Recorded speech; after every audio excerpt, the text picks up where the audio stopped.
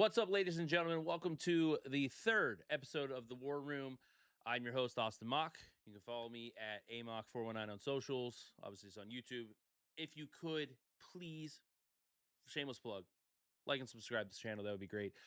Today, for our division previews, episode 3, our third division preview will be the NFC East. If you haven't followed along or if you're just new to the channel, I have previewed the AFC West and the NFC North.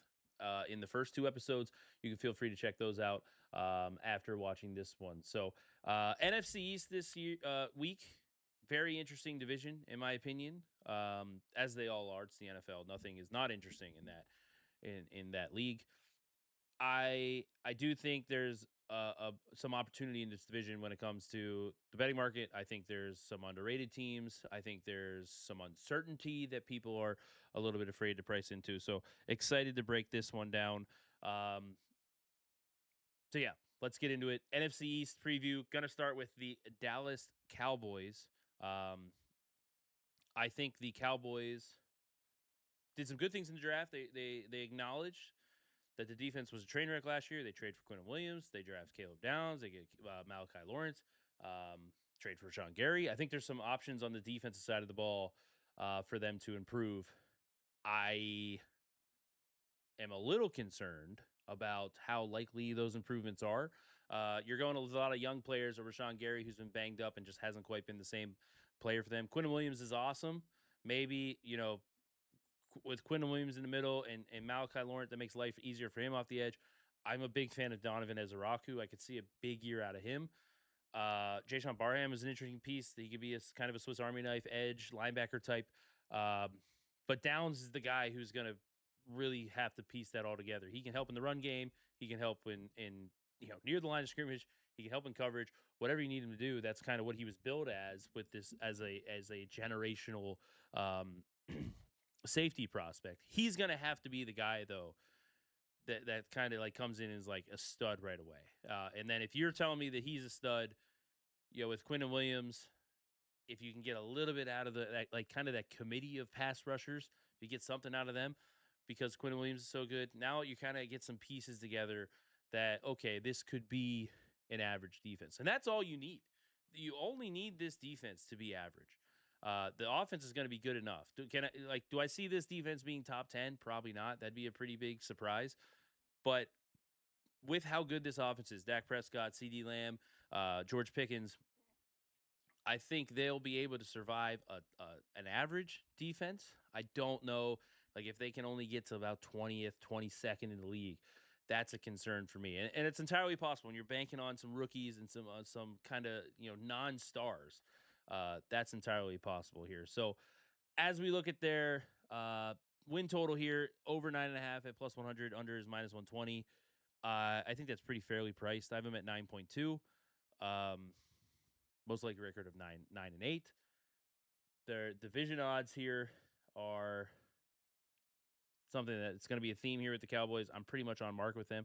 Plus 190 to win a division. I have them at 31%. Again, no value for me there. Talk about playoff odds.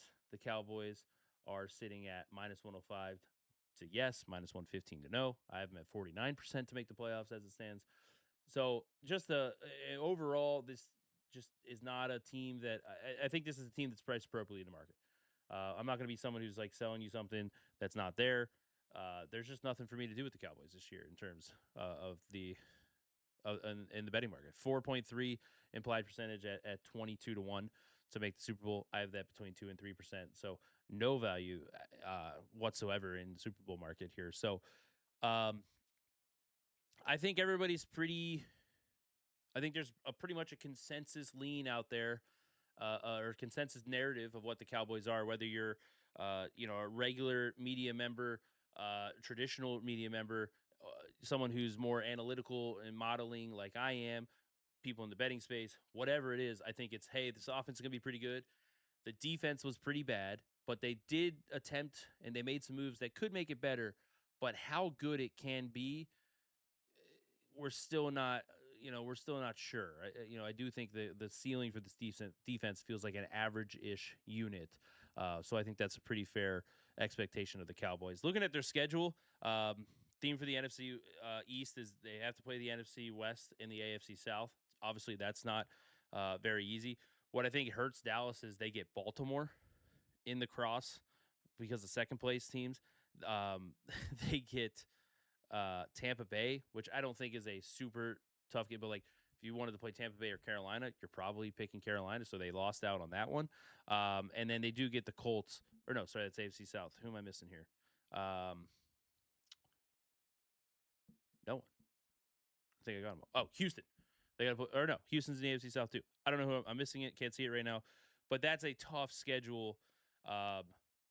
Green Bay at Green Bay. Good luck with that one. So very tough schedule for the Cowboys, and then you're looking at they have the Giants at Giants, home against Washington to start, home against Baltimore starting week 3, home against Baltimore at Houston, home against Tampa Bay at Green Bay at Philly. Good luck with that stretch of the season. So my overall thoughts on the Cowboys, I'll reiterate the offense, very good. I would be surprised if not flirting with a top 5 unit. The defense, though, should be improved. I don't know what the ceiling is. It feels like an average-ish unit for me. So that's where I'm at. Now, the interesting team, for me at least, in this division, the NFC East, it's probably the most polarizing team that I've seen when it comes to people that model, the analytics world, traditional media, the Philadelphia Eagles. I think the defense is going to be elite. I am very bullish on the defense. I don't think anybody is crazy there. They struggled to start last year. They traded for Jalen Phillips. They were very good at the end of the year. Jalen Phillips has gone to Carolina now. Jonathan Grenard kind of fills in those steps. If Jalen Carter can bounce back, he had some shoulder issues last year. Awesome defensive line, awesome linebacking core, awesome secondary. They had Reek Woolen to an already awesome secondary. Just awesome defense, I think, in general. So I think this has a chance to be the best defense in the NFL. But where the uncertainty comes is on the offense. And I actually believe that the offense is a little underrated. And I'm going to buy low on Jalen Hurts in this offense. Sean Mannion's the new offensive coordinator. I think if he's just an average offensive coordinator, I think you're going to see much improved play from Jalen Hurts, much improved play from the offense. They did trade away A.J. Brown. Devontae Smith goes into the wide receiver 1 role. They drafted Mekhi Lemon. They drafted Eli Stowers as well as a replacement to Dallas Goedert as he gets up there in age. But what I really like about this offense is I think it's probably safe to say they made an upgrade offensive coordinator. And then when Lane Johnson got hurt last year, the offensive line is getting old. Don't get me wrong. Lane Johnson's getting up there in age. When he was hurt, when he was on the field, offense was pretty good. When he was not on the field, the offense was not very good. And that's kind of like I'm buying low on this team because I think if you get any bit of a boost in the offensive coordinator, in the scheme, in the play calling, I think you can see this team kind of being similar to their last 2 Super Bowl runs. As a above average offense, and then when you pair that with what I think has a very good chance of being an elite defense, well, that's gonna be some fun times for the Eagles fans, I think. So, win total under 10.5 minus 150, overs plus 125. I think the over is a move. I have this expected wins at 10.4, but I do think 11 wins is quite possible here. 10 wins is more likely than 12, but just by a little bit in my simulations. So 11 wins being the most likely record. Give me that 10.5 plus 125. I think there's some value there. Going to be a recurring theme when I'm talking about the Eagles here, though I don't think it's as much as you would believe. So I do like the win total over. Looking at division odds, plus 140. That I make them at 46% here. That's 41, 42%. So a decent edge there for them to win division. I think their division odds are slightly underpriced. But here's where it gets interesting. Is the playoff odds. The Eagles, minus 175 to make playoffs. I have them at 67% or 63%. Sorry. That's right on market. So the edge for me is coming in the form of the division and win total, but not necessarily making the playoffs, which just one of those quirky things in the market that I find interesting. They are 17-1 to make the playoffs, or sorry, to win the Super Bowl. Again, similar thing. That's 5.5%. I am about 5% to win the Super Bowl. So the edge for me in the Eagles, I'm bullish on the offense. It's more in the win total and division. I was right on market with the Cowboys. I think the Eagles are underrated in the division a little bit. We'll get into why we think that a little bit here in a second. But Eagles are a team that I'm going to look at maybe some alt win overs. I looked at one seed odds. I can pull it up, but I don't have an edge there either. So it's strictly inside the division. I have an edge on the Eagles going into the season. So that being said, who is the team that the market is overrating to my model? One final note on the Eagles. My take on the Eagles is the defense should be elite. I think at all three levels, they are awesome. The offense, yes, there are some concerns, but I think you have a good chance of the offensive coordinator, play calling, and scheme being better. Adding that the offensive line might get healthier, particularly Lane Johnson, and I think you could see an above-average offense paired with an elite defense, and that's a team I want to back in the NFL. So, but yeah, moving on to the Giants. Over 7.5 minus 120 plus 100. John Harbaugh is the new head coach. I personally see John Harbaugh as a floor raiser. I don't see him as a ceiling achiever or a ceiling raiser. The ceiling for this team is going to most likely depend on Jackson Dart. But I think there's more concerns than that. I really do. I think the market's a little bit too high. I think we're pricing them out a little bit too bullish here. When I look at the Giants this year, I cannot do anything but look at their defensive line and especially the interior.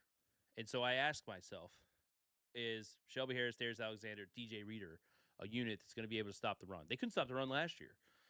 Is that going to be a unit that can stop the run? With Arvell Reese, a rookie, stepping in at linebacker or Swiss Army knife, edge rusher, whatever it is, he might not even be a linebacker. So that's concern for me. How are you going to win football games in the NFL if you can't stop the run? And that's kind of where my handicap and my belief of the Giants ends. It's where it starts and ends. Is I don't know how you win when you can't stop the run. And so, and this is what's crazy. I love Abdul Carter. I think he's up for a breakout. I think Arvell Reese could be fun as an edge prospect. I think he's probably a year away from really getting there. Brian Burdens is awesome. I don't know what we're getting out of this defense. And then, they get Tremaine Edmonds. I think the secondary is whatever. I think it's an okay unit at it's nothing special. I don't think it's horrible either. But how do you stop the run? And if you're not able to stop the run, what are you how are you winning games? I think it's the third time I've said that, but that's where I'm at with it. Even if you're bullish on Jackson Dart, and I'm not, even if you're bullish on Jackson Dart, you can't, we see this with the Cowboys the last couple of years. We've seen this with the Bengals the last couple of years. If your defense is bad, and maybe it won't be, but if you can't stop the run, you're not going to be able to unleash that pass rush. If that pass rush is constantly in 2nd and 5 and 2nd and 4, they can't pin their ears back and get after the quarterback. So I do have concerns about Dart. He was in the tent a lot last year. There were some concussion issues. His style of play lends me to believe that he's probably going to be in the tent more often. He did put up some numbers. The question for me is if he has to dial it back to stay healthy, is he going to be as effective? Then you add in the fact that Malik Neighbors, there's been some question marks about what his health is. I'm very interested to see what his health is coming into training camp. I am not worried about Cam Scadaboo. He botched the backflip, but I think he's fine. But again, play style. I don't know if he's not a game changer for me when it comes to my motto and whatnot. So Isaiah Likely and Theo Johnson, that's a good tight end group. I think they could get really interesting in some 12 personnel looks. Andrew Thomas, they really need Francis Mauigoa to hit. That would be a big, because outside of that, the rest of that offensive line is a little bit, outside of Andrew Thomas, is a little sketchy for me. So 2 tight ends could help them out quite a bit there. So don't love the coaching staff. I think Harbaugh's a floor raiser. They're going to need Dart to become that guy. I'm skeptical of where it's going to be. And even if he does become that guy, even if like I said with the Cowboys and the Bengals comparison for the last couple of years, if they're like that where they can't stop the run and the defense is bad, what's their ceiling for winning games this year? I don't know. So 7.5 is their total, minus 120. I like the under here. This is where I think the Eagles' edge is coming a little bit as well.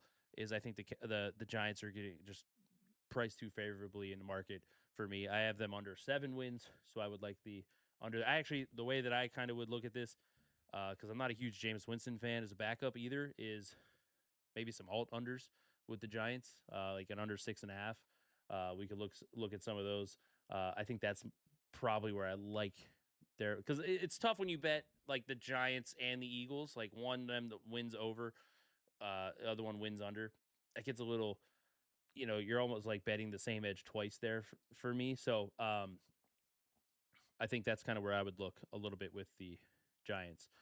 Plus 550 to win a division. Again, I'm on like not close to getting to that price. I have them less than 10% to win Super Bowl right now. So nowhere close. Playoffs. So plus 250 is obviously not going to be in the range for me. 320, minus 320 is their playoff odds. I have them at 16% to make the playoffs. So I have a pretty solid edge here on the minus 320. Again, I'm not really interested in laying that big of a price for the whole season. Might be more of an alt under type of thing that I'm interested in getting maybe a plus 150 or something like that, depending on where the prices are there. So as you can tell, probably not going to be on any of their Super Bowl odds. What's crazy to me though, as we go into the next team, they're right next to them. The Commanders, they're priced at the same number, and I can't believe that. So about 1.5%. I have them at 1%, or sorry, less than 1% to make the Super or win the Super Bowl. I think the Giants 65-1 might be the worst bet on the board. Yeah, I think that might be it of teams that like people would actually think about betting. So, final thoughts on the Giants. I can't get over how poor the run defense might be. I don't care how Jackson Dart progresses. I don't care about Malik Neighbors' knee. I don't care about Francis Malinoa and if he can perform on the offensive line. If they can't stop the run, this team's not going to win a lot of football games. I don't think they have enough talent elsewhere on the roster to win if they're going to be a leaky run game like they were last year. And they trade away Dexter Lawrence. I don't think they're built as a roster to withstand that. So moving on, final team in the NFC East are Washington Commanders, who made plenty of noise in the second half, or sorry, in the offseason, adding talent on the defensive side of the ball, especially. Odafe Owe was a big signing for them. Over 7.5 minus 120. Under is plus 100. Again, I mentioned it. Crazy to me that they're priced similarly to the Giants, but I have them at 7.6 expected wins. I do think their most likely record is 8-9.